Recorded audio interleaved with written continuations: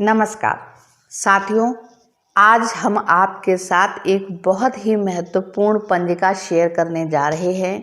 उपचारात्मक शिक्षण पंजिका कक्षा 1, कक्षा 2 और कक्षा 3 के लिए। इससे पहले कक्षा 4 और 5, 6, 7, 8 के लिए हम उपचारात्मक शिक्षण पंजिका आपके साथ शेयर कर चुके हैं, जिसमें हमने कंबाइंड क्लासेस के लिए मटेरियल तैयार किया था। साथियों, अनुश्रवण के दौरान जब हमारे उच्च अधिकारी द्वारा उपचारात्मक शिक्षण पंजिका कक्षा 1, 2, 3 में मांगी जाती है तो हम कन्फ्यूज़न की स्थिति में आ जाते हैं कि आखिर कक्षा 1 के लिए उपचारात्मक यानी रेमेडियल टीचिंग रजिस्टर कैसे तैयार करें। तो साथियों, जब हमें कोई पंजिका या कोई रजिस्टर तैयार करना होता है किसी प्रकरण पर, किसी टॉपिक पर, तो हमें सबसे पहले उसका अर्थ, उसकी परिभाषा समझनी चाहिए और ठीक उसी परिभाषा, उसी अर्थ के अकॉर्डिंग हमें उसमें अपने शब्दों को अंकित करना चाहिए। उसकी डेफिनेशन के अकॉर्डिंग उसमें कंटेंट लिखना चाहिए। जैसे कि उपचारात्मक शिक्षण का अर्थ एवं परिभाषा हमने यहाँ पर 2 जगह लिखी है। पहला, कमजोर तथा शिक्षण में पिछड़े छात्रों के निदानात्मक मूल्यांकन के पश्चात उनकी कमजोरी के क्षेत्र में सुधार के लिए उपचारात्मक शिक्षण का उपयोग होता है। ठीक है। और दूसरी यहाँ पर एक और परिभाषा या अर्थ लिखा है कि उपचारात्मक शिक्षण मूलतः एक उत्तम शिक्षण विधि है जो छात्रों को अपने मानसिक स्तर के अनुरूप प्रगति करने का अवसर देती है, जिसके अंतर्गत मतलब इन 2 परिभाषाओं और इन दोनों अर्थों को ध्यान में रखते हुए आखिर हमें इस पंजिका में वो अंकित करना है जो अपने कक्षा 1, मैंने तो ये कक्षा 1 के लिए पंजिका तैयार की है। इसके बाद मैं कक्षा 2, 3 के लिए भी इसी में ही आगे मटेरियल लिखूंगी। मैं कक्षा 1 की ही क्लास टीचर हूँ, इसलिए मैंने पहले कक्षा 1 तैयार किया है, क्योंकि मेरे से डिमांड तो कक्षा 2, 3 के लिए भी हमारे शिक्षक साथी करेंगे। तो इसके बाद में कक्षा 2, 3 के भी ये शिक्षण पंजिका उनके लिए भी ये शेयर करूँगी बनाकर बहुत जल्द ही। उससे पहले आपको मैं बता दूं कि इसका पूरा मटेरियल PDF के रूप में वीडियो के डिस्क्रिप्शन बॉक्स से लिंक के माध्यम से आप प्राप्त कर सकते हैं। सबसे पहले तो देखिए, उपचारात्मक शिक्षण में हम बेसलाइन आकलन करते हैं।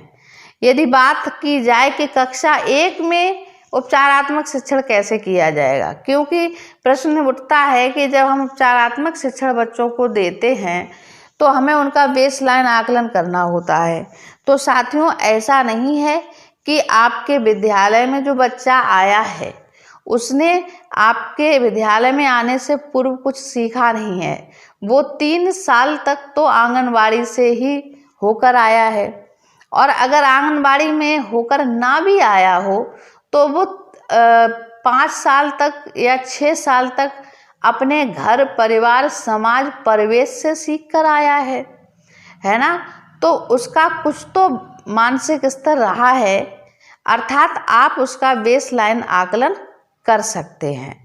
तो आप जब बेसलाइन आकलन कर सकते हैं तो उपचारात्मक शिक्षण करने की गुंजाइश है।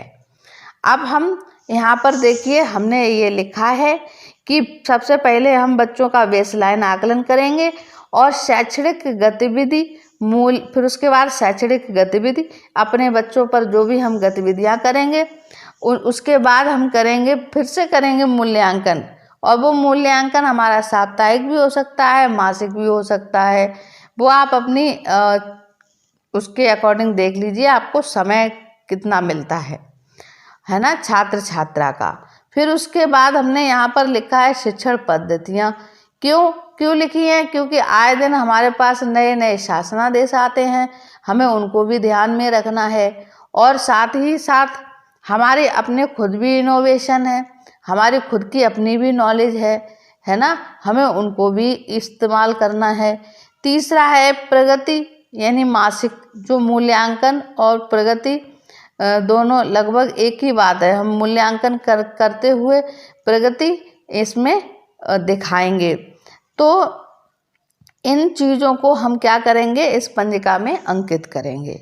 तो साथियों, अब आप ये नहीं कह सकते हैं कि आखिर हम कक्षा 1 में उपचारात्मक रजिस्टर कैसे बनाएं। अर्थात आपके पास कक्षा 1 का जो आया हुआ बच्चा है वो बिल्कुल कोरी स्लेट नहीं है। वो आपके विद्यालय में आने से पूर्व आंगनवाड़ी में और अपने परिवेश, अपने घर से सीख कर आया है। ठीक है, तो हमने क्या किया है, सबसे पहले बेसलाइन आकलन में इस तरह से माह सितंबर से बेसलाइन आकलन किया है। आप कहोगे भाई माह सितंबर से क्यों? क्योंकि देखिए, हमारे पास निर्देश थे बाल वाटिका को चलाने के लिए, कई गतिविधियां, कई गतिविधि कैलेंडर प्राप्त हुए थे। तो पंजिकाएं, रजिस्टर बहुत बना चुके हैं हम, उनके अनुसार अपने यहाँ शिक्षण कार्य कर रहे थे। चूँकि उपचारात्मक रजिस्टर की बात जो है वो माह सितंबर से आरंभ हुई है कि माह सितंबर से ही हम उपचारात्मक रजिस्टर के बारे में सुने हैं कि देखा जा रहा है। तो हम यहाँ पर अपना उपचारात्मक रजिस्टर जो है वो कहाँ से, कब से तैयार करेंगे? माह सितंबर से। साथियों, जब हम बात करते हैं बेसलाइन आकलन की, तो हम बेसलाइन आकलन में अपने जितने बच्चे हैं नामांकित हमारी इस क्लास में, उन सब का आकलन करते हैं। क्या किया है, यहाँ पर क्रम संख्या डाला है और ये छात्र छात्रा का नाम है। और देखिए, हमें आकलन करना किन लक्ष्यों को ध्यान में रखे है, जो हमको निपुण लक्ष्य प्राप्त हुए हैं। निपुण भारत मिशन के अंतर्गत कक्षा 1 के जो लक्ष्य प्राप्त हुए हैं। अब आप कहोगे कि ये लक्ष्य मैडम आपने बार बार क्यों लिखे हैं? एक्चुअली ये हमने बार बार इसलिए लिखे हैं कि ये लक्ष्य हमें रट जाएं, है ना। मुझे भूलने की बहुत बड़ी बीमारी है। मैं कितना भी मुझे याद भी बहुत जल्दी होता है और मैं भूलती भी बहुत जल्दी हूँ। तो मैंने कहा चलो भाई, जब ये काम कर ही रही हूँ तो इसको बार बार लिख लूँ ताकि याद भी हो जाए। अगर आप चाहें तो हर एक नाम के आगे सिर्फ भाषा और गणित लिख सकते हैं, जैसा कि मैंने आगे ये किया भी है। इस तरह से आप देख सकते हैं। ठीक है, अब चूँकि ये मैंने सितंबर से बेसलाइन आकलन किया था और अब ये नवंबर माह है, तो सितंबर का जो बेसलाइन आकलन था वो था हमारे बच्चों का, लगभग सभी बच्चों का। 20 बच्चे थे हमारे यहाँ कक्षा 1 में नामांकित। तो मैंने अप्रैल माह से जो भी गतिविधियाँ कराई, जितना भी पढ़ाया, मैं असमर्थ रही कि अपने बच्चों को पूरी वर्णमाला और सारे अंकों का ज्ञान उनको अच्छे से करा सकूं, ताकि सारे बच्चे उसे पहचान सकें और उसको लिख सकें। तो ऐसा संभव नहीं था। तो लगभग सभी बच्चे जो थे वो कहीं कोई ना कोई गलती जो थी वो वर्णों में और अंकों में करते ही थे। तो सितंबर का जब मैंने बेसलाइन आकलन किया तो अपूर्ण वर्णों का ज्ञान और अंकों का ज्ञान था सब बच्चों का। तो मैंने इस तरह से एक जगह ये लिख के और इस तरह से ये मार्क कर दिया है, जो कि सबकी स्थिति यही थी हमारी, सब बच्चों की। और मुझको ऐसा लगता है कि ऐसा ही रहता है। अगर हाँ भाई 2-4 बच्चे अगर होशियार हैं तो आप यहाँ पर डिफरेंट, जो भी आपके बच्चे की, जिस बच्चे की जो भी स्थिति है, आप वो भी लिख सकते हो। इस जरूरी नहीं है कि हर जगह आप यही चिन्ह लगाएं। ठीक है, आप देखिए मैंने हर जगह बार बार अपने वही लिखे हैं, भाषा और गणित के लक्ष्य। लेकिन ये जरूरी नहीं है कि आप लिखें। भाई आपकी मेमोरी हो सकता है कि स्ट्रांग हो, आपको अच्छे से रट गए हो। मैंने तो सिर्फ इसलिए लिखे हैं ताकि मुझको अच्छे से रट जाएं और मुझे अच्छे से भाषा का और गणित का कक्षा 1 का लक्ष्य बहुत अच्छे से याद हो गया है। भाषा में भाई 5 सरल शब्दों जो कि 2 अक्षरों से बने वाक्य पढ़ लेते हैं, और एक अंकीय जोड़ एवं घटाने के 75% प्रश्नों को सही हल कर लेते हैं। ये कक्षा 1 के जो निपुण लक्ष्य हैं, ये बच्चा हमारा जो है ये हमें प्राप्त कराने हैं हमारे विभाग द्वारा दिशा निर्देशों के आधार पर, और इसी में हमें शिक्षण कार्य करना है, चाहे वो उपचारात्मक हो और चाहे वो निर्देशात्मक हो। ठीक है, तो इस तरह से ये हमने बनाया है। अब आप इसमें देखें कि हमने हमने सितंबर माह का बेसलाइन आकलन किया है। आप PDF से और क्लियर कर लेंगे। फिर हम आते हैं अक्टूबर माह में। तो अक्टूबर माह में हमने जो भी अपना सितंबर माह में बच्चों में जो शिक्षण कार्य किया है, अब क्या शिक्षण कार्य किया है ये चीज़ आप आगे देख लेना। मैंने इसमें दिखाया है, बताया है कि अगर हमने अपनी कौन सी शिक्षण पद्धति शैक्षणिक गतिविधियां करी हैं, है ना, दिशा निर्देशों के आधार पर।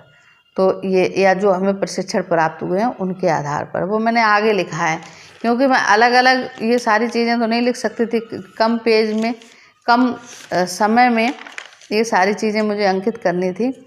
तो अब यहाँ पर हमने अक्टूबर की स्थिति दिखाई है। ये सारी गतिविधियाँ पढ़ाने के बाद, शिक्षण कार्य कराने के बाद जब अक्टूबर का आकलन करते हैं तो हमने इसमें देखा है कि मौखिक वर्णों एवं अंकों का ज्ञान है, परंतु लिखित रूप में नहीं है।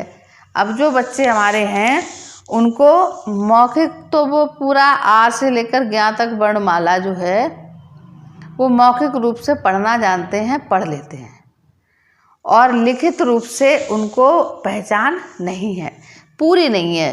मतलब ऐसा नहीं है कि बिल्कुल नहीं है, नहीं, पूरी नहीं है। ये आ से ज्ञ तक पूरा नहीं लिख सकते हैं, ऐसे ही 1 से 100 तक पूरी गिनती नहीं लिख सकते हैं, भूलते हैं, अपूर्ण ज्ञान है।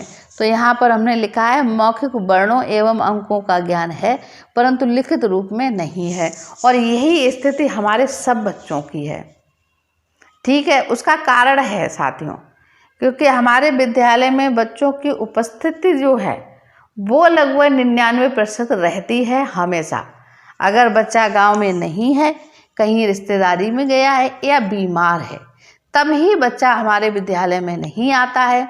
अदरवाइज हम बच्चे को घर से लेकर आते हैं, फ़ोन करते हैं, प्यार से लेके आते हैं, और बच्चे को वो माहौल उपलब्ध कराते हैं कि बच्चा अपने आप भागता भागता हमारे विद्यालय आता है, उसको घर पर अच्छा ही नहीं लगता है।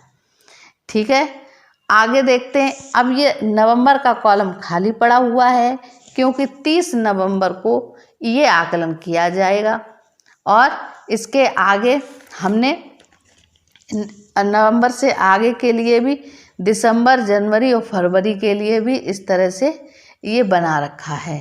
बिल्कुल लास्ट पेज है ये। इस तरह से ये वो बच्चे हैं जो कि हमारे बहुत प्रयास करने के बावजूद जो है ना, थोड़ा सा उस स्तर पे नहीं आ पाए हैं जो कि अन्य बच्चे जिस स्तर पर अक्टूबर में पहुंच गए हैं या नवंबर में पहुंच जाएंगे। उनका जो लेवल है, जो स्टडी करने का, जो सीखने का लेवल जो है, वो इन बच्चों की अपेक्षा थोड़ा ज़्यादा है। तो फिर ये दिसंबर, जनवरी और फरवरी, इसमें इन पर निदानात्मक शिक्षण चलेगा। तो हमको फरवरी तक क्या करना है, ये हमारी जो विद्यालय विकास योजना है या विद्यालय कार्य योजना है, हम जिला विशिष्ट शिक्षा अधिकारी महोदय द्वारा भी ये निर्धारित है पूर्व से ही, और हमारी कार्य योजना में भी ये पहले से ही निर्धारित है कि हमको 28 फरवरी 2023 तक निपुण लक्ष्यों को 100% हासिल करना है और कराना है अपने बच्चों को। ठीक है, तो ये पीछे का पेज आपको हमने दिखा दिया है, आप PDF से पूरा समझ लेंगे। अभी हम एक बार फिर से स्टार्ट करते हैं। आप यहाँ से देखिए, सबसे पहले पृष्ठ पर उपचारात्मक शिक्षण पंजिका इस तरह से हमने कक्षा 1 हिंदी एवं गणित इस तरह से डाला है, और दूसरे पर उपचारात्मक शिक्षण का अर्थ एवं परिभाषा लिखा है। इस तरह से आप ऐसे भी देख सकते हैं और PDF से भी प्राप्त कर सकते हैं। फिर तीसरे पेज पर इस तरह से माह सितंबर में बेसलाइन आकलन, अक्टूबर में और नवंबर में इस तरह से, ठीक है। इस तरह से अंकित करना है। हर एक जितने भी बच्चे हैं, मेरे यहाँ 20 बच्चे हैं, तो मैंने 20 बच्चों के लिए लिखा है। और ध्यान रहे, ये ज़रूरी नहीं है कि आप इतना लिखते रहो। यहाँ पर एक बार भाषा में और एक बार गणित में लक्ष्य लिखकर फिर आप भाषा गणित ऐसे भी लिख सकते हैं, ताकि आपका समय ज़्यादा व्यर्थ ना हो। हम तो छुट्टी पर पड़े हुए हैं, है ना, तो हमारे पास तो अभी समय बहुत है, तो हम तो अपना समय का पूरा ऐसे ही यूज़ कर रहे हैं, इस तरह से। अब चूँकि ये तो हो गया बेसलाइन आकलन, अब इसके बाद आखिर हमने बच्चों पर कैसे काम किया, हमने उनको उपचारात्मक शिक्षण कैसे दिया, अब हम चर्चा इस पे करते हैं। तो यहाँ पर हमने लिखा है शिक्षण पद्धति व शैक्षणिक गतिविधि, जिसको मुझे कलरफुल हेडलाइन से लिखना था, ध्यान नहीं दिया मैंने। तो इसमें हमने क्या किया है कि मैं प्रतिदिन जो है ना, हमको दिशा निर्देश प्राप्त हैं और हमको प्रशिक्षण भी दिया गया है कि सबसे पहले हम मौखिक शिक्षण करेंगे अपनी क्लास में कहानी या कविता से।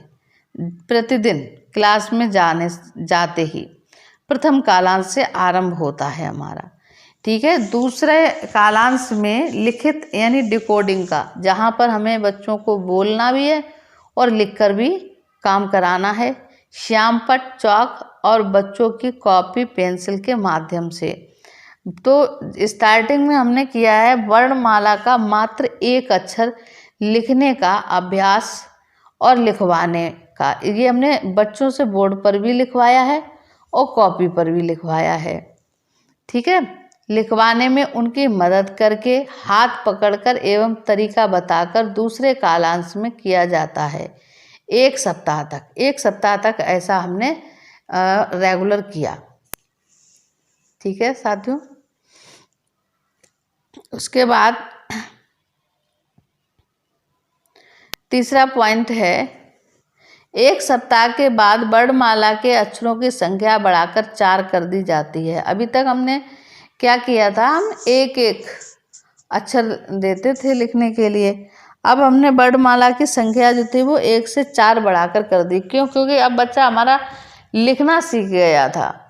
जब बच्चा लिखना सीख जाता है तो प्रतिदिन तीसरे सप्ताह से बच्चा लिखना सीख जाता है, तो प्रतिदिन तीसरे सप्ताह से दूसरे कालांश में डिकोडिंग के अंतर्गत अ से ज्ञ तक की वर्णमाला का मौखिक, यानी मैं सबसे पहले क्या करती हूँ कि आ से लेकर ज्ञ तक बोर्ड पर सुंदर सुंदर वर्णमाला के अक्षर लिखती हूँ और उसके बाद उन लिखे हुए अक्षरों को पढ़ने का अभ्यास कराती हूँ खुद से और बच्चों से भी मौखिक रूप से, और फिर बच्चों को फिर बोलती हूँ कि कॉपी पर लिखो।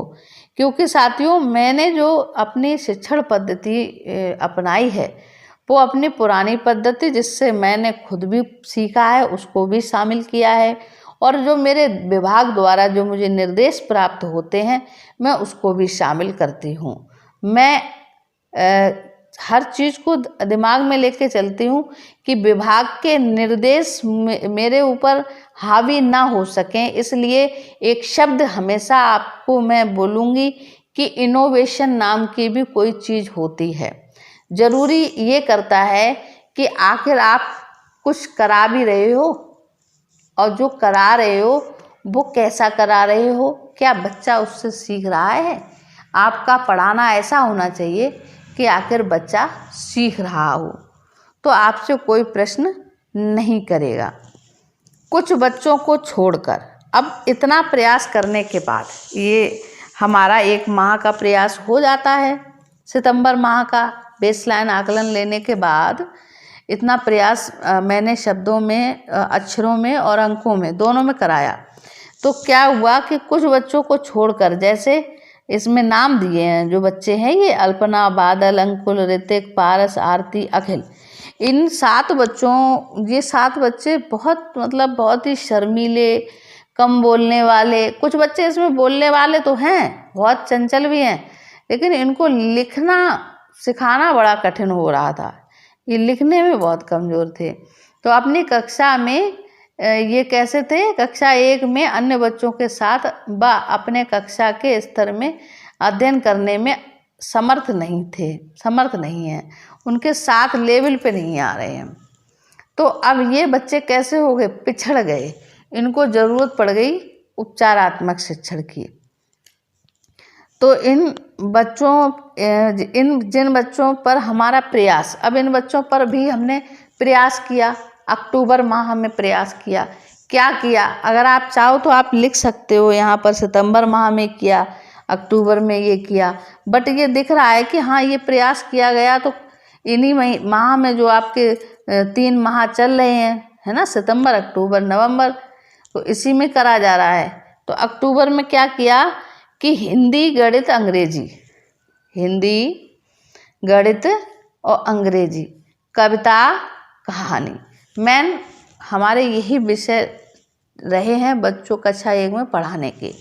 स्वयं हाथ पकड़कर दोबारा प्रतिदिन क्रमशः एक एक अक्षर व अंक लिखना और पढ़ने का अभ्यास कराना है। और जो कि हमारे यहाँ ये बहुत ही पुरानी रीति चलाई है और हमने भी वही किया। प्रमाण स्वरूप बच्चों की जमा कापियाँ विद्यालय में मौजूद से मिलान कर प्राप्त कर सकते हैं। यानी हमने इस तरह से बच्चों को लिखने का अभ्यास कराया, पढ़ने का अभ्यास कराया। उसकी नोटबुक्स जो हैं वो हमारे विद्यालय में पहले से ही जमा रहती हैं और ये हम हर साल करते हैं। ठीक है, तो ये हमारी थी उपचारात्मक पंजिका, और जिसमें ये नीचे मेंशन कर दिया है कि गणित विषय में भी यही समान स्थिति से ही कक्षा कार्य व गृह कार्य दिया जा रहा है कक्षा 1 में। ठीक है, इसके आगे देखिए साथियों, इतना ही नहीं है, विभाग द्वारा प्राप्त निर्देशन के आधार पर आधारशिला, शिक्षक संदर्शिका, तीनों मॉड्यूल, सहज, पुस्तकालय आदि का प्रयोग गणित अधिगम किट का भी ससमय किया जाता है, जिसकी बहुत सी वीडियो एवं फोटोग्राफ्स मेरे पास सुरक्षित हैं।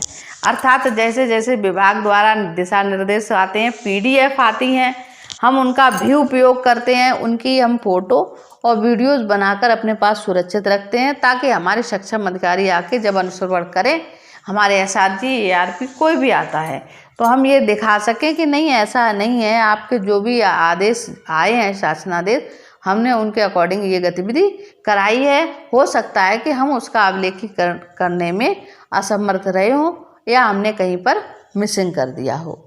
ठीक है, आगे देखिए TLM की स्थिति व उपयोग। देखिए विभाग ने जब हमारे विद्यालय में इतने सारे चार्ट, है ना, और गणित अधिगम किट और इतना शिक्षण मटेरियल भेजा है, तो हमारा भी कर्तव्य बनता है कि हम उसका लेखा जोखा संभाल के रखें और उसके उपयोग की स्थिति को भी बता सकें समय आने पर।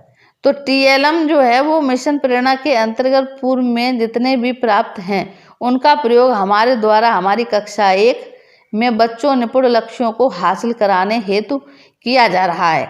30 नवंबर को पुनः तीसरा मासिक आकलन एवं प्रगति इस पंजिका में अंकित की जाएगी। हमारी विद्यालय विकास कार्य योजना के अनुसार निपुण लक्ष्यों को 28 फरवरी 2023 तक हासिल करना सुनिश्चित है। आकलन एवं प्रगति की स्थिति, तो साथियों ये हमने आगे से एडवांस के लिए लिख के रखा है और उम्मीद है आपको हमारी ये कक्षा 1 की उपचारात्मक शिक्षण पंजिका भाषा एवं गणित में पसंद भी आई होगी और समझ में भी आई होगी। यदि आपको ये अच्छी लगी है तो कमेंट बॉक्स में कमेंट करके ज़रूर बताइए। यदि आपको इसमें कोई कमी लग रही हो तो उसको भी आप मुझे कमेंट बॉक्स में कमेंट करके बताइए, ताकि जब मैं 2nd क्लास की उपचारात्मक शिक्षण पंजिका अपलोड करूं तो उसमें कुछ सुधार किया जा सके। तो चैनल को सब्सक्राइब करना ना भूलें और वीडियो को लाइक एंड शेयर ज़रूर करें। Thank you.